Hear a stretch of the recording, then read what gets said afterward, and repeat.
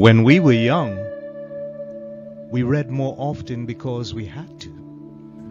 It was the only way for us to get knowledge and to be enlightened. Read to your heart's delight and be enlightened. Let's just read. It's a podcast by Andy's Personal Development. Stay tuned for more reading and enlightenment.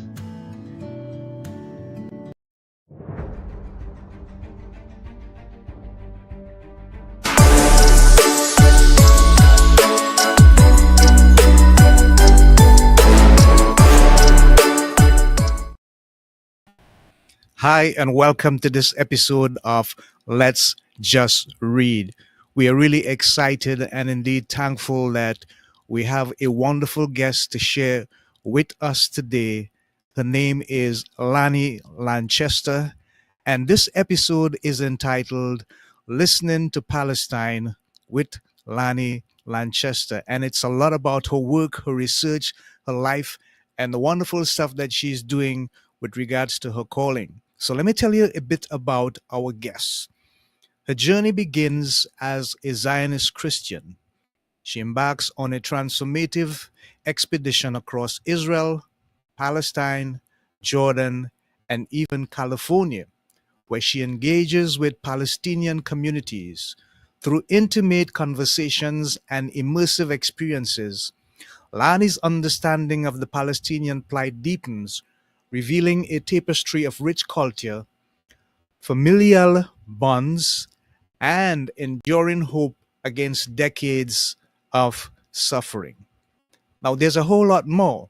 In her career, she's been an agricultural biologist, an IPM program coordinator, a pastry chef, a costume designer, a beekeeper, and an Airbnb host. There's so much more. But let's reserve the spotlight for our guest. And now we'll introduce her live on Let's Just Read, Lani Lanchester. Welcome. Thank you so much, Andy. I'm so glad to be here. So glad to have you, Really and an we honor. appreciate. Yes, indeed, definitely. So, Lani, tell us a bit about your history and some of the things that would have early impacted upon your life, and of course, help you to achieve some of the things that you would have achieved to date, up to now. Share with us, please. Sure. I believe in taking every good opportunity, and I'm a teacher, so I teach this. And this is why I have such a range of experiences. All right. Um, but I was raised a Christian, Mm-hmm. and um, and I was raised with a lot of Zionist beliefs. I believing that um, Israel has this ultimate right to the land, and I at one point realized there's something wrong with this, but I didn't know what. And I just put it to the Lord to tell me. And at one point I ended up getting an opportunity to go on a trip to Israel. It was really because I had a broken heart. I had a Wow. heart that I was going, I told a friend of mine who's a Palestinian Christian that I was going to go sit on a beach in Hawaii and cry. And he said, why would you do that? Why would you go Yeah. to Yeah. Hawaii to be miserable? He says, you come to Israel and you walk in the steps of Jesus. And so I did. And, but before I went, I was commanded to listen on this trip. And that changed everything. Listening is the first step in loving. Yes. And so I learned to listen to a people that I had never listened to before, the Palestinian people. I had only ever listened to the Israeli side of the Jews and what the Zionists had to say about Israel.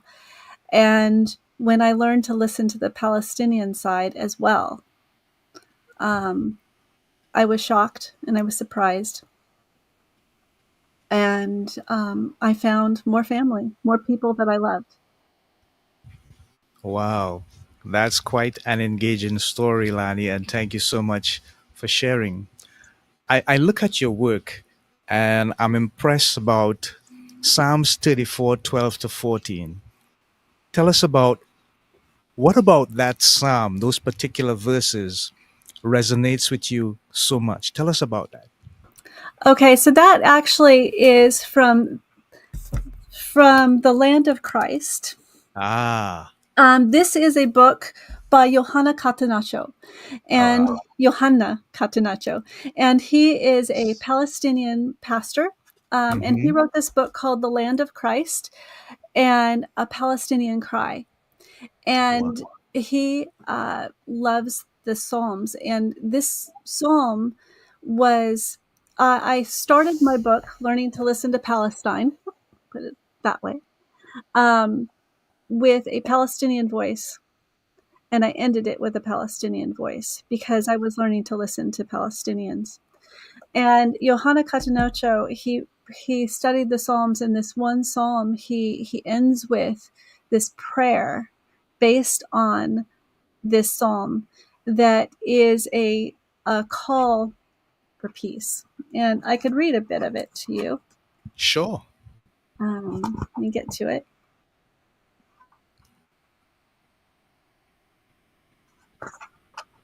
if I can get to it.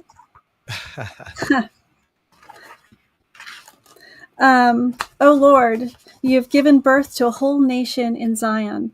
There you destroyed forms of vengeance. You have given birth to the civilization of love that turns foes into friends. Rahab, Babylon, Philistia, and the children of Israel acknowledge that you are the Lord of peace. There is no ethnic barriers or bigotry.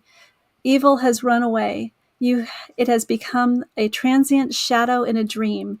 An inclusive civilization has been born, one that includes sisters as well as brothers. It has no place for evildoers. After a long season of war, murder, and hatred, a feast of love has been born. Jesus is the seed of a new creation, and through him Zion is filled with songs of praise. We don't only want the birth of souls, but also the birth and embodiment of a civilization of our dreams. The kingdom of God is righteousness, love, and all sorts of peace. O Lord, won't you make Zion a lighthouse in every corner of the world? Won't you imprison Satan in his fiery arrows? Let there be no more killing or wars or hatred or bigotry. I will not stop dreaming. O Lord, bless your church and let her move forward by your grace and strength. This was a psalm that was a dream. It's almost like Martin Luther King's "I Have a Dream," Yeah, yeah. but it's based on one of the psalms, and it is such an encouraging hope. And I would not have written this book if there wasn't hope. And in Wow. fact, when I went to Israel, there was one point where I was with a friend and we were traveling. Because I drove around Israel by myself. I just had a rental car and I drove around Israel and I met people along the way. Because I met people, they told me their stories. And one friend from Nazareth, he took me to the Church of the Beatitudes. Can you imagine where Jesus taught Yes, yes, the yes. Beatitudes? Yeah. And so it's up on a hill, and there's this windy road that goes up the hill. And as I was going up this hill, I was getting really excited because he's pointing over in this direction and he said, "There's the Sea of Galilee. And over there, this direction is the Jordan Valley. And over this direction is um, the Golan Heights." All of these things that I've read about and seen. And I was excited and I said something naive and ignorant. I said, Oh, there must have been something righteous about 1948. wow. And he said, he stopped the car and he said, righteous, righteous. There were 530 villages destroyed. Yeah, yeah. They killed men, women, and children. There were rapes and murders, and 750,000 people were forced out of their homes. They plant trees over this to cover the evidence now. Yeah, yeah. I had never heard this before. I never. ever heard this before. And I thought I knew so much about Israel, but I'd never heard this before. So that was the first time I ever heard the term Nakba. He told me it was called the Nakba. And Nakba means, for those of you who haven't heard it before, it means the catastrophe. Yeah. When I went home, and I listened because God had told me to listen. So I said, "Tell me about this. What is? I've never heard this before." And he told me. Actually, he just got silent because he was angry and it was hurtful. But what I heard was his emotion, that how hurtful it is that we had been friends for more than a year. I am this well-read person. I'm a Christian, and I had no idea. I had no idea about this pain that his family had gone through. So I spent a year after this studying, trying to learn more about this, and it was very difficult to learn. Uh, I could find little bits and pieces, an eyewitness here, an eyewitness here, but this whole big story was just very, very difficult to find until I found this book. This is called The Ethnic Cleansing of Palestine Cleansing of Palestine. by Elon Poppy. Yeah. And he is an Israeli Jew. So this is written by a Jewish man who is raised in Israel, in Haifa, and he eventually became a professor of history. While he was studying and getting his doctorate, he researched and he got access to documents that had not been available before, because they had been unsealed in the early 1980s. Yeah. And it included Ben Gurion's journals, military reports, and communications, as well as he also researched the, what do you call it, the interviews with eyewitnesses.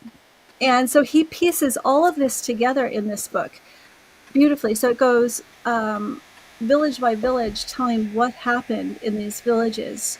And what happened was it was very systematic, and it didn't start in 1948. This is another thing that we don't know. It started in 1947. It was very systematic.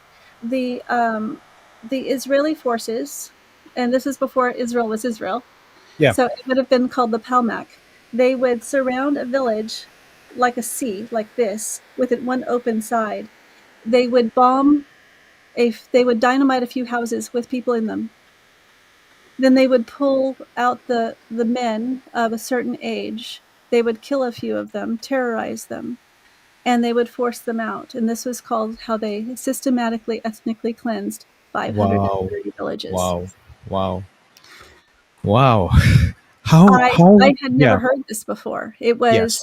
devastating to me to learn this. And Okay. but it Yes. was there was also this need to love people and have this joy as I'm reading about these horrible things. And so that's where Johanna Catanaccio comes in. Right. Uh, he is a pastor in Mm-hmm. Nazareth, a Christian pastor who teaches about endurance and perseverance and with love. Yeah. And he's been part of my journey as well. Okay. Wonderful. Wow, that must have been really such a great eye opener for you to get all that information and to be able to be in the presence of people who can give you information that would help fortify the authenticity of your research. What an experience. Thank you for sharing, Lani. Thank you. What about the book of Desmond Tutu, inspirational book, the book Yes, of forgiving? that's What right kind here. of impact did that have on your life as well, Well, along with the information that you had so newly discovered? yes. So everything that I'd been studying at this point, I wouldn't have written Uh-huh. the book because I didn't Okay. see any hope. Okay. It was devastating to me. I was bathing in trying to love people, but I didn't really have hope Mm. until my dad died, and Ah, I was devastated, and my sister was devastated, and she handed me this book, the Book of Forgiving, because we needed to heal. right. She said, "You need this because there's healing in this book."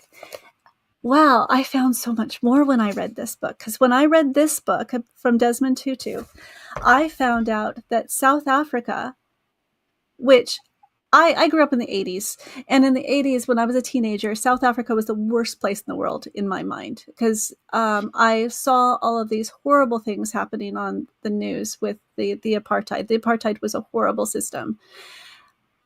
And the apartheid ended, but I really didn't know that there was healing after the apartheid Ah. by by a systematic healing Mm-hmm. um, by Desmond Tutu. He Right. directed these meetings where he and it was always based on listening to people's stories, telling the stories, listening to the stories, and systematically going through the steps of forgiveness. Because I look at what's happening in Palestine right now, and I just see this trauma, this amazing, horrible trauma that people are carrying, just like South Africa. And how do you recover from that?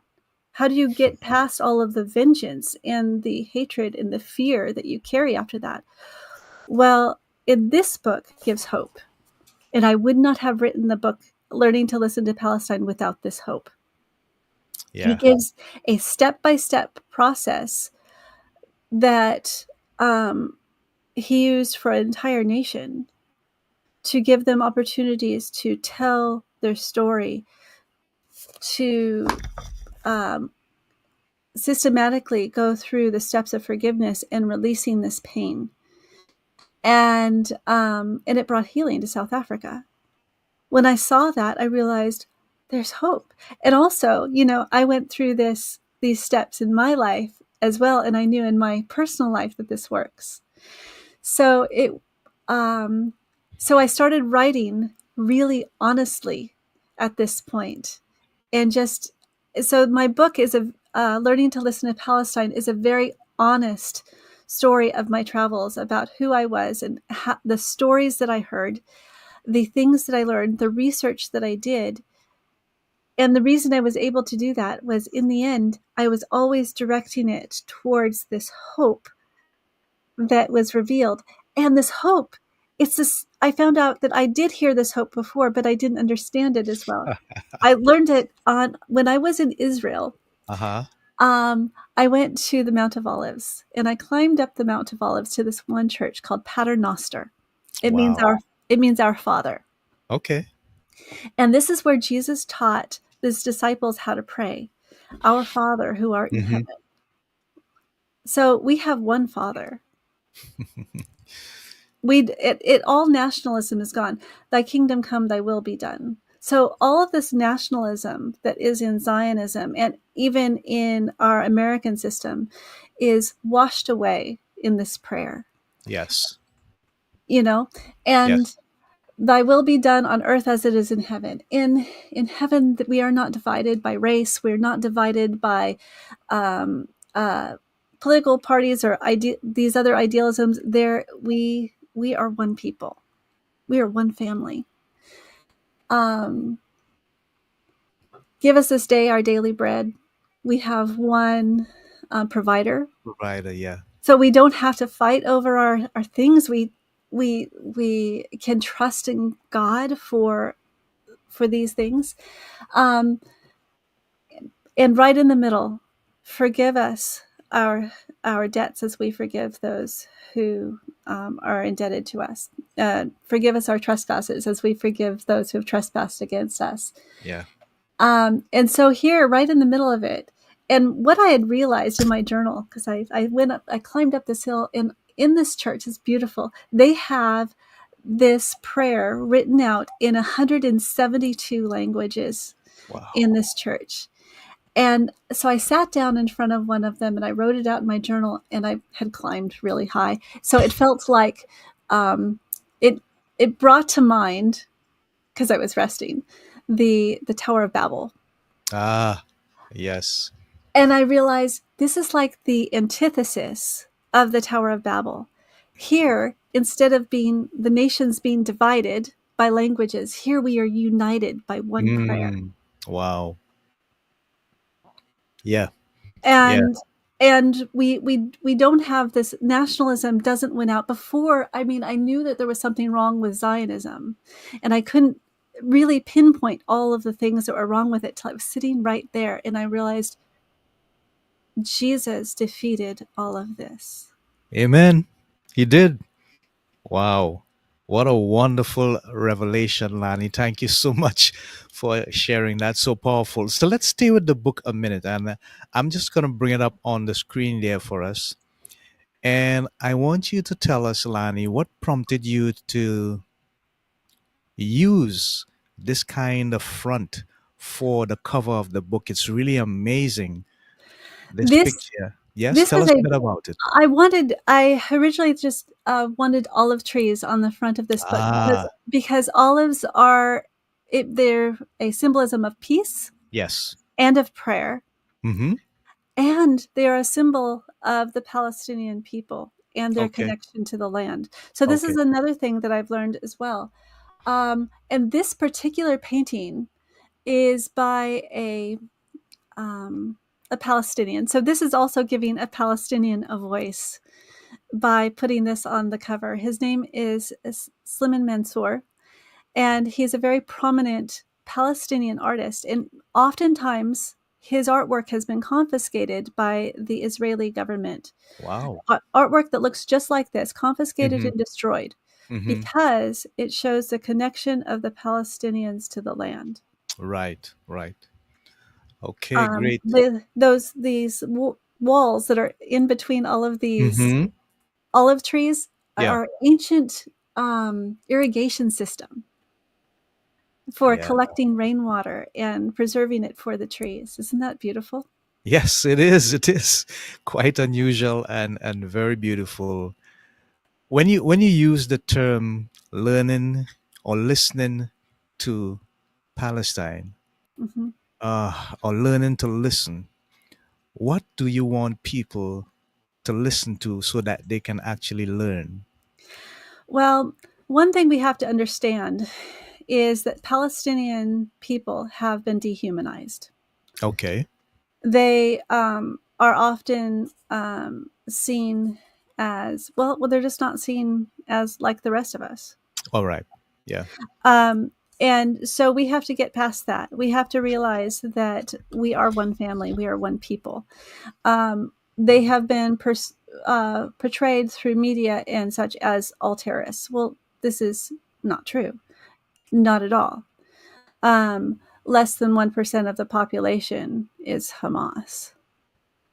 So we so what we need to do is we need to humanize the Palestinian people. We have to be willing to hear them and willing to look. And it's difficult because we have been fed so much of this propaganda. Um, and so it's difficult to look there. We've even been told that there never was a Palestine before 1948, and this is not true. There was a Palestine before 1948. I have posters with a Jewish agency on it that says, from the Jewish agency, saying, "Come to the land of Palestine." Mm. So there has been a land of Palestine, and the people call themselves Palestinians, and so you have to recognize the name just in order to humanize them. It's like Yes. it's like calling me she. I'm not she. I'm Lani. All right. Okay, Yes. Yes. so it's like lose not refusing to call somebody by their name. Okay. So first of all, we have to be willing to hear them and see them and realize that these are beautiful people. When I traveled around, if you read my book, you're going to hear stories of me being invited in, and they say, "Why are you here all by yourself, traveling by yourself?" And I said, "I'm here to listen." Ah. And they would lock eyes with me and go, and they would sit me down and serve me Yes. tea or coffee Yeah. and start telling me stories. And it would be stories about their cooking, about their families, about Wow. their lives. It would also be stories about their trauma, but that isn't what they wanted to talk about. They wanted to talk about that they're real people, and Yes. that's what I Yes. wanted to hear. Mm. And hearing that they are real people with real families and real love, and their foundation is always love. just like us. Yes. Yes. And so when you read my book, you're going to see these stories going from person to person to person, and they're so hungry to be listened to. And when they talk about the trauma, this is an interesting thing, is they downplay it. They don't, I thought when I was hearing some of it that it was exaggerated. And I would go home and do the research, and I'd realize they're not exaggerating. They're actually downplaying it. Because they're so used to not being heard and not being listened to. And so it was really important for me to learn to listen to these Ah, stories. yes, yes, yes. And it's not an easy thing for us to do. True. Yeah. Yeah. Wow. Thank you, Lani, for sharing. That was deep. In terms of your writing, is it influenced by, well, I know about the book that you spoke about with Desmond Tutu and the other guy whose name I wouldn't try to mention now. But is there any other influence with regards to writing or book or style that has made an impact on your life? Oh, I journal every Yeah. day. I Yeah. journal about 3 pages a day, and this is really how I deal with my own psyche and what's going on in Mm, my life and is processing my information. And so, because I journal every day, there are a lot of books that have okay. influenced me. Okay. I have a lot of Palestinian books that have been influencing this writing, but my writing style in general, um, I guess I've learned to tell my own stories. And I journal my own stories, and like as I was sitting in a church in Israel, I would sit down and I would write my stories of what I was feeling and seeing at this moment and the things that came to mind. Uh, for instance, one time as I was learning, I was one of my journals was about when I was a teacher. And when I was a teacher, I would have students who sometimes didn't trust me because I look like this. Uh, yes. And so we, I would work really hard with these students to make connections with them. But a student is not going to learn from you if they don't trust you. And eventually, we would, um, it would just get locked up where we weren't going forward or backward. We were stuck, and possibly even my whole classroom was getting stuck because of this. And I would do the thing that a teacher does, and I'd say, in the hall to the student. Now, this student who doesn't trust me does not want to go in the hall with me Yeah. because things have happened in the hall before that have dehumanized them. Mm-hmm. They've been punished, they've been dehumanized because now the teacher gets them out of the classroom and they can just let loose. But this is awful. This is not what I did. So I would take them in the hall and I would tell them to lean against the wall. And Uh-huh. I would lean against the wall with them. And they would turn to me and say, what? Because they want to get it over with. Yeah. And I'd say, we're just leaning until I calm down. And they go, oh, Ah. okay. And then when I was calm, I would turn to them and say, and by this time they're curious and they want to know what I have to say. I'd say, I love you. And if that's my most important job, and I shouldn't be here in this job if I didn't love you. And, but we are not working well together. And in order for me to do my job, which is serve you and give you the best outcome possible, the best life possible, we have to work well together. So then I have to be willing to listen. So going out in the Yes. hall, the whole point of going out in the hall is to win a little bit of trust so I can listen to their story. Yeah. And then they would tell me the story. They would tell me about somebody who has hurt them in the past, somebody who sometimes it's a teacher, sometimes it's stories in their own head that makes them afraid. Maybe it was something that I said that triggered them, and I Mm, need to know how to work together. And when we come back into the classroom, that student and I, we can do anything together. Wow. For the rest of the year, we can do anything together. Wonderful. So, learning to listen, Mm-hmm. it's a powerful skill that it's not easy because my instinct would be to go out into the hall and holler at them and get control of my classroom and get it fast. But instead, I spent time with that student, built trust, and listened to what they had to say. So, this is what Palestinians need. We need to listen to what they're going through. Israelis also. But this book is called Learning to Listen to Palestine Palestine. Yeah. because we need to learn to listen to Palestine. Yeah. I would go so far as to say, while that is extremely important, we need to listen to each other no matter what part of the world we are in. That is Yes. so profound. What does the future look like for you with regards to writing? Are there any more works that you have that you plan that you're looking forward to release? Lani, share with us if you do. Oh, I'd love to. Yes, there's one book that I'm working on right now that is called Life is Good. Ah, It's about my teaching style of teaching biology. And I teach okay. biology from a perspective that all life is needs to be respected.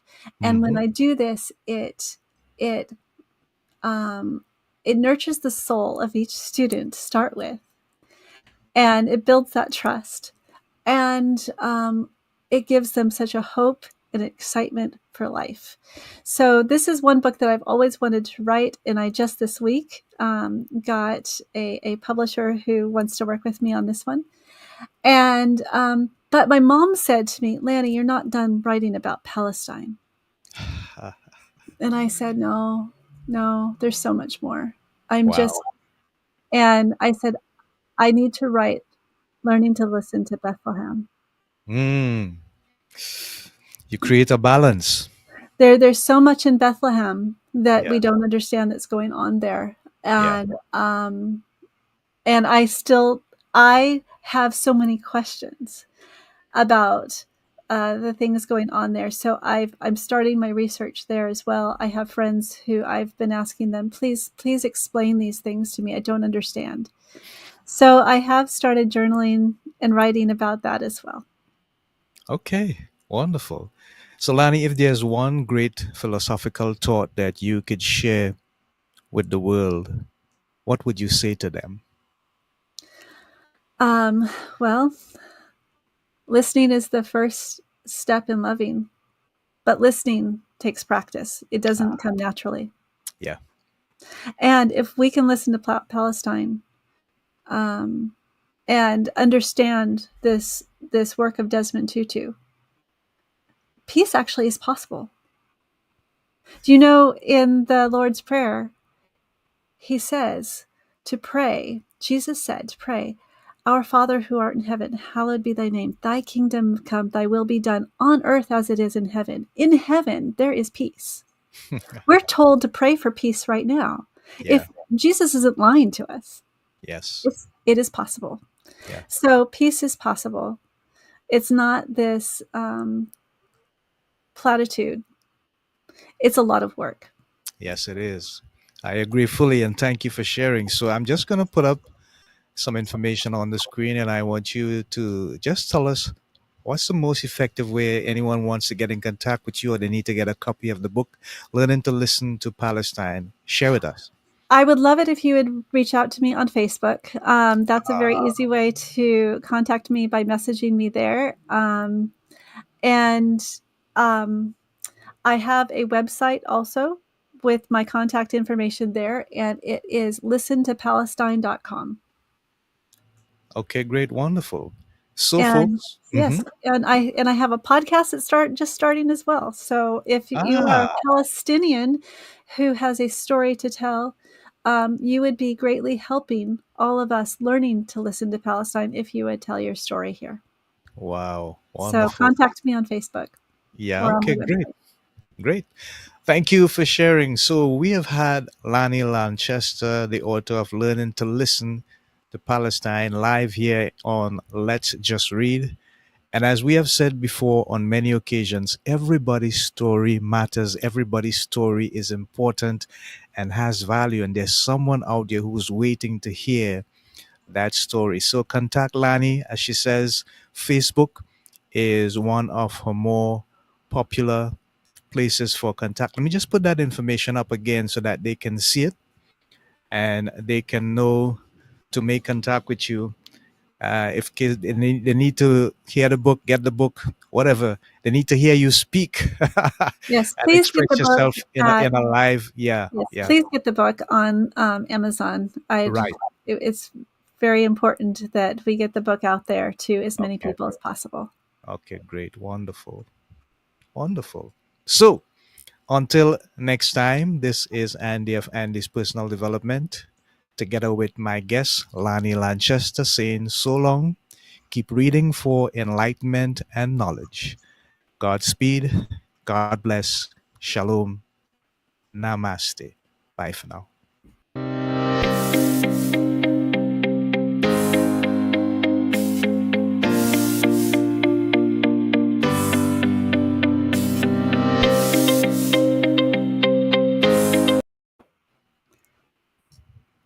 How was that? Okay, great. So Check out Andy's Personal Development Podcast, available today on your favorite podcast platform. Andy's Personal Development.